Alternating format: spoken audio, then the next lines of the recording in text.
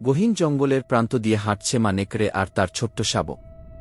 পথ চলতে চলতে মা বলছে ধীরে স্বরে, মা নেকড়ে, ঘাস খেতে পারলে বাঁচাটা কত সহজ হতো বাবা, কিন্তু তোমাকে খেতে হয় মাংস। এটাই তোমার জন্য অভিশাপ। জঙ্গল তো প্রায় সাফ হয়ে গেল, খাবার কোথায় পাবো বলো? মানুষ যত আমাদের মেরেছে, আমরা কি তত মানুষ মারেছি? দু একটা দুর্ঘটনা ছাড়া কিছুই না। তবুও সভ্যতা হলো মানুষের, আর হিংস্রতা হলো আমাদের বিয়ে। হাঁটতে হাঁটতে মাছেলে এসে পড়ে একটা মুক্ত খামারের পাশে। ভেড়ার বিশাল পাল চড়ে বেড়াচ্ছে সবুজ ঘাসে। শাবক নেকড়ে, মা আমি যাই, তোমার জন্য খাবার নিয়ে আসি কি?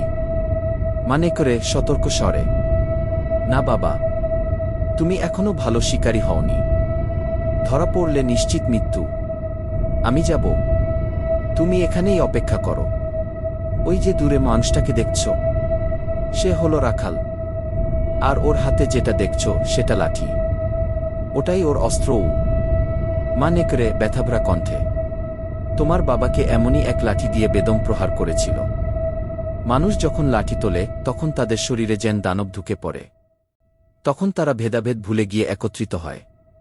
পিটিয়ে মারা যেন একটা উৎসবে পরিণত হয়। মানুষ হোক বা আমরা হিংস্র পশু।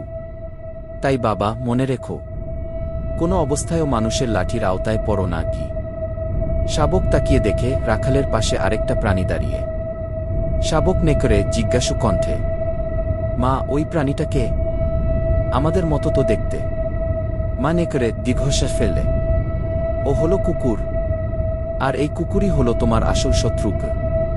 শাবক নেকড়ে, কিন্তু মা ও তো দেখতে অবিকল আমাদের মতো, সে কি আমাদের কেউ না? মা নেকড়ে কঠিন কণ্ঠে, না বাবা, দেখো আমাদের মতো হওয়া আর আমাদের হওয়া, এই দুইয়ের মধ্যে যোজন যোজন ব্যবধান। এটাই হলো জীবনের চরম দুঃখ।